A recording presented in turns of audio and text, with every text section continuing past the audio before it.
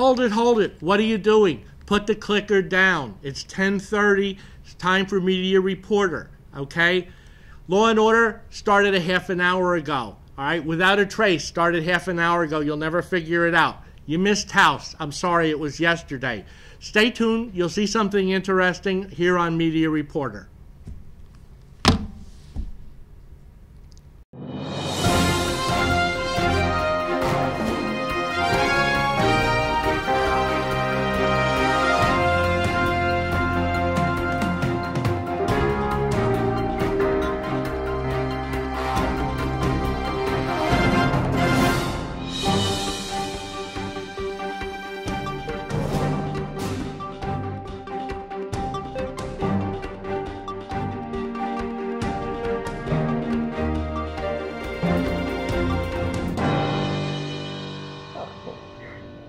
Hello and welcome to Media Reporter. My name is Clifford A. Marin, and tonight my guest will be Professor James Grimmelman of New York Law School.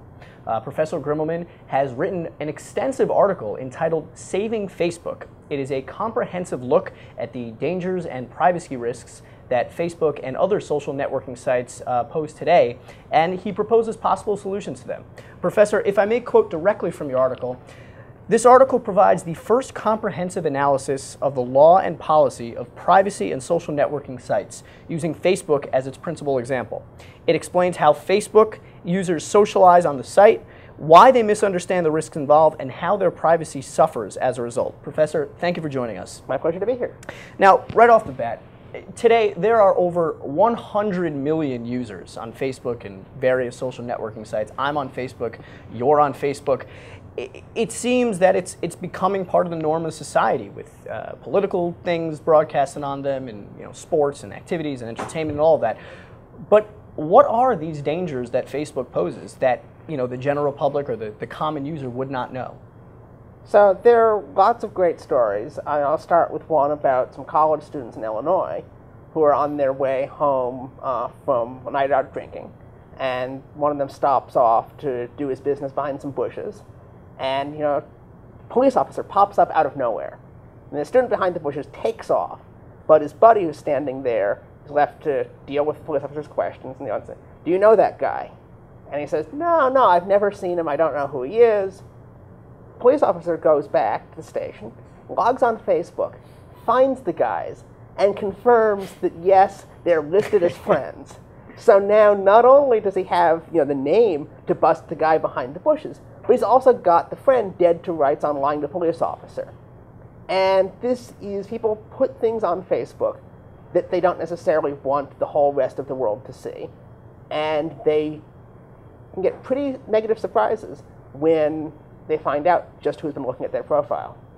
Yeah, and I think another danger that encompasses within the world of Facebook is the fact that if you post something on me, or if you put a picture up of me, I really have no control of that. So if you happen to put something very derogatory about me, what can I do to take that off? So this is a very common ritual, again, at colleges, is the morning after untagging. Again, a lot of these stories about college students on Facebook tend to involve drinking, because that's, I guess, where the scandals are. But you go to a party, and you get some good photos of you. If you're John Favreau, Barack Obama's speechwriter, there's a photo of you groping a cardboard cutout of Hillary Clinton. And then somebody else, maybe the person who took the photo, uploads it to Facebook, and then suddenly there you are, and the whole world is seeing you like you are at this party.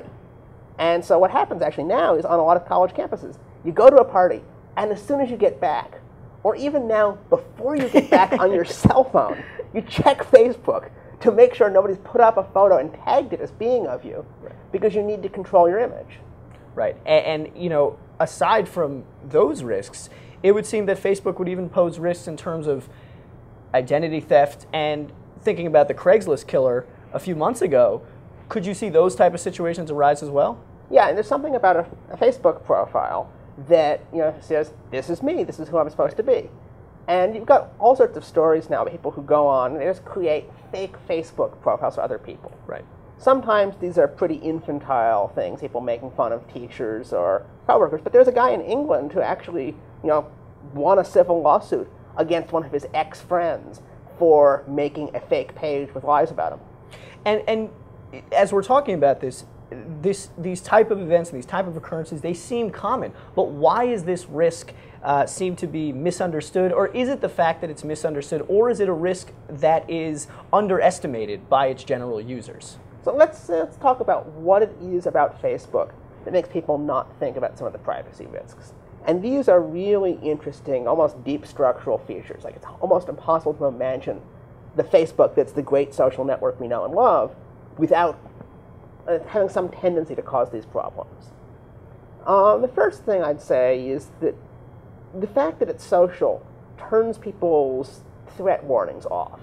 You know, like, you wouldn't go out on the street corner and hold up a sign with all the stuff on your Facebook profile. Like, this is my birthday, this is my hometown, this is my favorite baseball team, and this is my religion. You look like a lunatic. Yeah, and you wouldn't go around just answering those questions anybody asked. You know, if you came up to me on the street, and I didn't know you and started asking me these questions, you know, I'm not going to tell you these things. You know, even if my favorite team isn't completely private, you know, I put all this stuff together, and you feel weird telling the whole world about it. You don't know where it could go. But on Facebook, where it's all about your contacts and your friends, you're thinking, well, this is a place for me and my buddies. These are the people who are going to see it. Okay. I've listed a bunch of people as friends. Okay. This is for them. But it doesn't just necessarily flow to them. There's pictures online floating around of Bono from U2 cavorting with some people who are half or a third of his age. And one of these young women posted the photos to her Facebook page, where they were shared only with her friends in her networks. Right. Problem being, one of her networks was the City of London. Right, exactly. And through these types of events, when Facebook was first started, it was only for college students. And now it's broadened into basically anybody who has an email address can join it. So how much added danger has that created? Oh, it's a lot. Because it starts off being just a few colleges. And it really is meant to replicate the freshman Facebook that everybody gets. Here's a list of everybody's names and photos, and you know what dorm they live in. And that's what it started off being. People would go on, they'd say who they were, they'd make little profiles for themselves, and it's about replicating their dorm life environment. And then it starts to spread to other colleges, and now suddenly, whoa, people you didn't know at other colleges could find out some information. And then it's really popular, so people who are admitted to colleges want to start getting on Facebook, so they get their friends at those colleges to start giving them access. And then Facebook says, okay, let's open to high school students. And of course, everybody says, this is going to be the end of the world. Facebook is ruined. It's going to stop growing now. And it opens to high school students and alums, and it keeps on growing. And then it's anybody with an email address. And it's now reached the point where it's a network for anyone. And people of all ages and all kinds of situations are using it to do neat things and have fun and socialize. But it also means the social context has switched a lot. You used to be able to assume that this was mostly a place for students, and it was somehow wrong if your professors and your deans were on it. But now I'm on Facebook, and my students, they friend me. And, you know, it feels like it's the right, friendly, sort of professorial thing to do, to friend them back. Right. So now it's no longer that private context. But anything you put up back when it used to be a different social context is now out there for me to see. Yeah, and it almost seems like if there was a line, it's been crossed because, as you mentioned, between a professor and a student relationship, sometimes there shouldn't be that, I guess, for lack of a better word, intimate relationship between the two. But now with Facebook, it's created, I'm sure there's things on your students' pages that you wouldn't want to see and that they wouldn't want you to see. Yeah, and I don't know how many of them have made that connection. Right. I mean, for my side, I have this profile on Facebook, and I'm, somewhat informal in it. I make jokes and my status updates. But I also know that I've got students reading this. I've got professional contacts reading this. I've got family members from different generations reading this thing. So I've actually, sort of having thought about all this, I've scrubbed it, I've sanitized it. I don't say some of the things that I would say in private or all the things that I think. I think for a lot of people, the design of the site winds up lulling them into not realizing everyone else is looking at it. And they don't have that, wait a minute, do I really want this out there where these other people could see it? Right, and I'm glad you mentioned the generational gap, because do you think this is an issue with, I guess, people in my generation in terms of viewing this as less of a concern than it actually should be, with the fact that, oh, you know, my information's going to be out there anyway, so really who cares? Or the fact that it's really just not understood, and if people actually sat down and realized what they were doing, then that concern would sink in? Yeah, it's a big, really difficult, interesting question. And there are a lot of ways to look at it. And so one thing you could say is that, you know, kids these days, they just don't recognize the value of privacy. But oh, when they're 50 and running for president, right, they're going to be really sorry about this. But then you could say everybody's going to be in that same position, and will it become part of the norm? You could say that. I mean, what I'm afraid of is that everybody's in that position, except for maybe this one kid who was really careful. And now, great, that's the only person we can have to run for So president. if you ever ran for president, you would probably have a completely clean slate from Facebook. Yeah, except my blog has all sorts of intemperate things. Because I was the same way with blogging almost. You know, go back to when I started blogging in the early 2000s. And, you know, there are things in there that are not deeply personal, but I've said enough strongly worded things right, that I'm ineligible for high office now. Right. And the question is, are we witnessing some kind of big shift in which people are willing to say lots of things, and we don't have quite the same, I don't know, tone of condemning them for saying, you know, for having a private life that they don't keep completely secret? Well, you know, in the article, you mentioned several solutions that would certainly not work in protecting the privacy interests of users on Facebook. You spoke about market forces, privacy policies, technical controls, and other things to that degree. Could you expand on those? Yeah, so I mean, let's start with the idea that, you know, let's just let the market sort it out. If people don't want to blow up their privacy, they shouldn't use Facebook. It's not Facebook's problem to fix. People will switch to networks that protect their privacy better. People should read the Facebook privacy policy and understand what it means, and then, you know, act accordingly.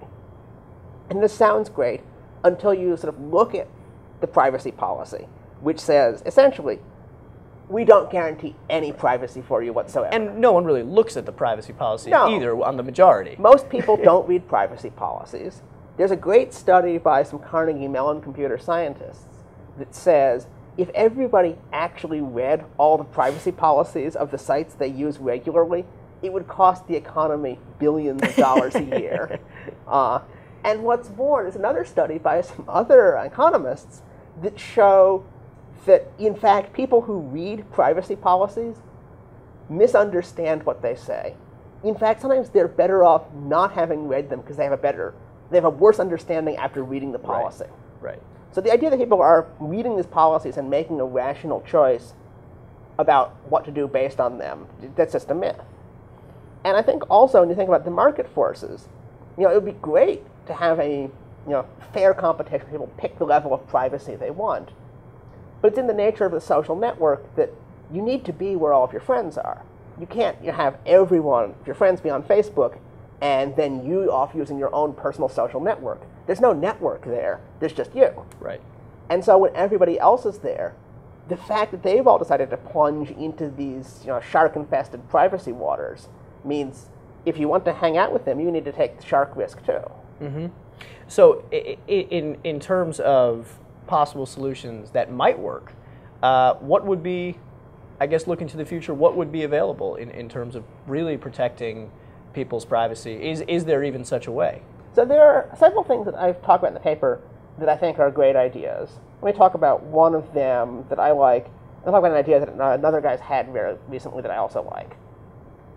First thing that I think would be reasonable to do is to rely on the privacy torts.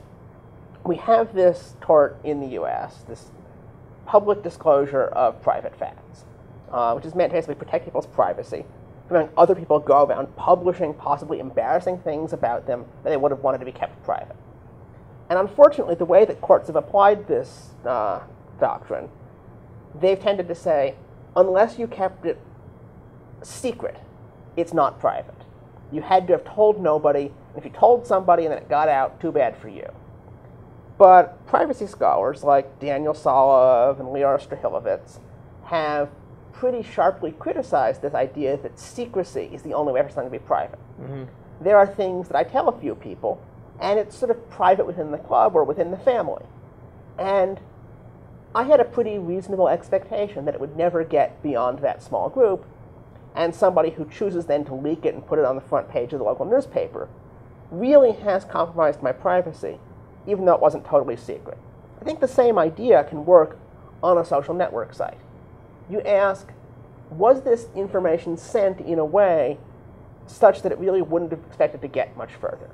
So if I send you a private message on Facebook, I don't think that's something public. I think that still really is legitimately private. You've seen it, maybe you forward it to somebody else, but it's still pretty well contained. So there are some things that happen on Facebook that we should recognize as private, and the law should protect people from having those disclosed to the public. The other idea that I've seen written about very nicely in a bunch of papers is to think about the software settings and what they encourage people to do. So most people never change the default settings on their Facebook profiles.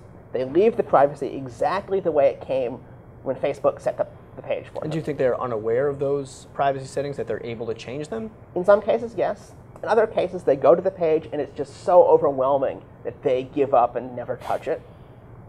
But you can try to nudge those defaults in ways that help mimic what people would have actually expected. So Facebook is moving more towards a policy that anything you post as your status is for the public. I'm not sure that's a great policy, because I don't think people who are posting these messages on the Facebook site really mean for everybody to be able to see them. I think they're thinking of those things as relatively private. If you wanted to be more public, you'd use a blog or Twitter. People use Facebook precisely because they want some way of talking that's not to the whole world, but instead to their social network. Now, what do you think the future potential is of Facebook? Because I remember when I first logged on to Facebook back in 2005, I mean, I never could have imagined that it would turn into this. So in terms of, as you mentioned, going forward, in terms of privacy, but also just in general, as Facebook as a mechanism by itself, how do you think the future holds for it? So I like social networks. I think the kinds of socializing that happen on them are both natural extensions of our offline friend networks. We have engagement on these things that allows us to keep up old contacts with people, have late night exchanges of jokes with folks we haven't seen in person in a couple of years. And this is actually a really nice feature. In some ways, I see Facebook and these networks being a mixture of just hanging out and socializing, and it's all about people being really creative in unexpected ways. But I think the sort of that loose ties networking, my keeping up with people who have been important to me in the past or I'll see again soon, and that kind of, hey, I'm actually aware of what more people are doing, and I feel connected to a larger community, is one of these huge potentials of social networking. I think one of the reasons Facebook took off is that it let people do that. And I'm just very excited to see that kind of continuous engagement with a lot of people, especially if it can happen in a way that keeps a lot of the individual one-on-one interactions from being just completely out there in the public eye. All right, well, if we can shift a little to more of the negative side. After Facebook introduced Beacon, I believe, in 2007, about a year later there was a class action lawsuit brought against Facebook for that introduction. Now, if you could explain what exactly is Beacon and why was this lawsuit brought, and tell us about everything else. Yeah, so Beacon is, I think, the most catastrophic privacy meltdown on Facebook. Not in terms of the most actual damage done, but in terms of the worst damage to people's feeling of being safe and showing how huge the threats could be.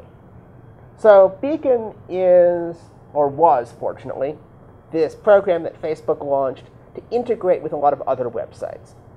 Essentially, really souped up advertising. The The way it would work, say you went to Amazon and you bought a book, or you went to Epicurious and you bookmarked a recipe. What would happen is that website would generate an event that would get sent to Facebook that would know that it had been you doing it. You know, I think I actually noticed that one day I rented a film on Blockbuster Online, and then all of a sudden it popped up on my Facebook, and I had absolutely no idea why that had happened. That's why this class action suit is a lawsuit against Blockbuster. They were one of Facebook's partners in this. And what happened here is you never had to tell Blockbuster or Epicurious that you were associated with this Facebook account. Through some really, really clever technical wizardry, they made it so that if you were logged into Facebook, Facebook would know that that user who is currently logged in was the one who'd bought that book. Right. And then Facebook would take this fact, and what would it do? It would tell your friend network, you bought this book. It would then start showing them ads for other books they might want to buy. It was designed to be this complete social network integration where suddenly you've been hired as a pitchman. You're selling books for them. Your friends will trust your recommendation. Right.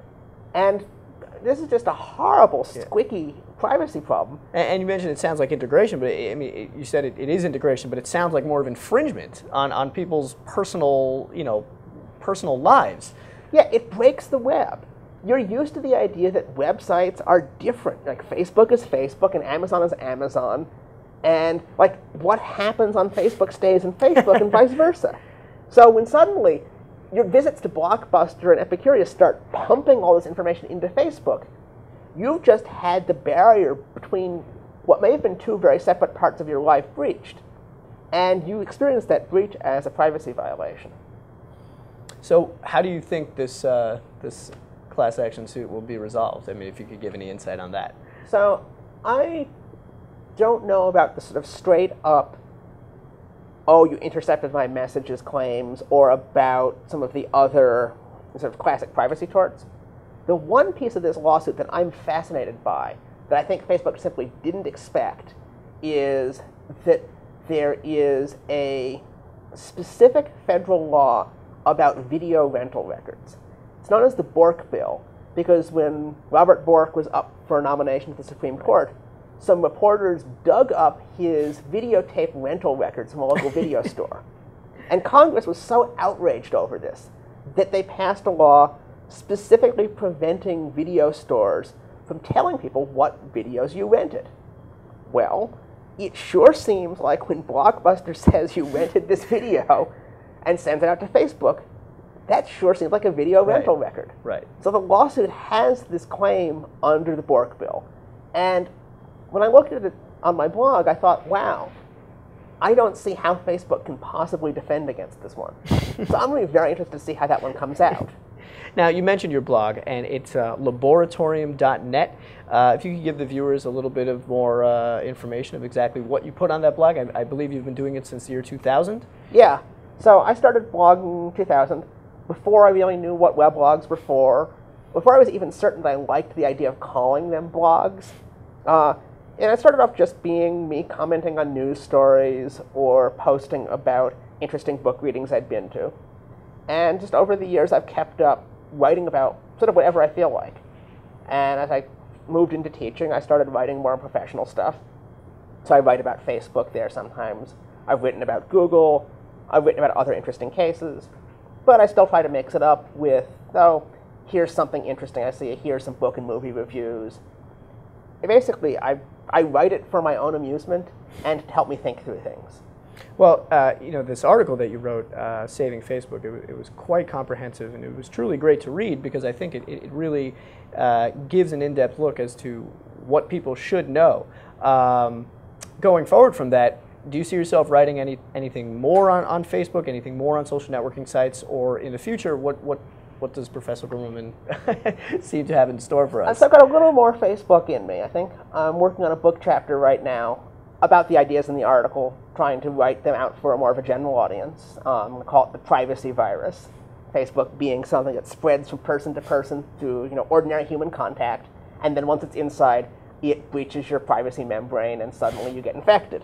And so I've got some more on social networking, because I'm interested in how people use it and how social features are going to cover the whole of the web.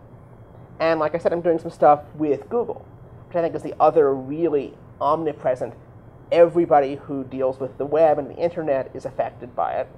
And so I'm just sort of studying how different legal issues and different policy questions come together around search, particularly around book search.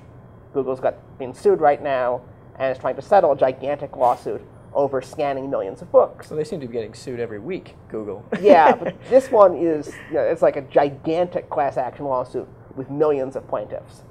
And the settlement of this one could affect how we read books in the future in pretty profound ways. Now, wrapping up, I know we only have a few minutes left. If you could give kind of some closing words, advice to Facebook users out there, plain and simple advice, because it seems everybody's on it, of what they should be aware of most of and what they should be concerned with most of while using Facebook. They should be aware, mostly, that privacy contexts on Facebook aren't obvious. You should think about who has access to your profile and think about what your privacy settings are. Go and look at them, and even if you don't change them, have an idea of what information gets shared and with whom. And what you should be most concerned about, I think, is Facebook changing how it works. Facebook has a bad history of taking things that used to be private information and then suddenly making them more public, often without great warning. So you should be ready to react very quickly if Facebook changes in a way that exposes things you've been doing on there to a wider audience in a way you don't like. Professor, thank you very much for joining us today. It's been a pleasure. Thank you for having me. And again, my name is Clifford A. Marin, and this has been Media Reporter. Thank you for joining us. We'll see you next time.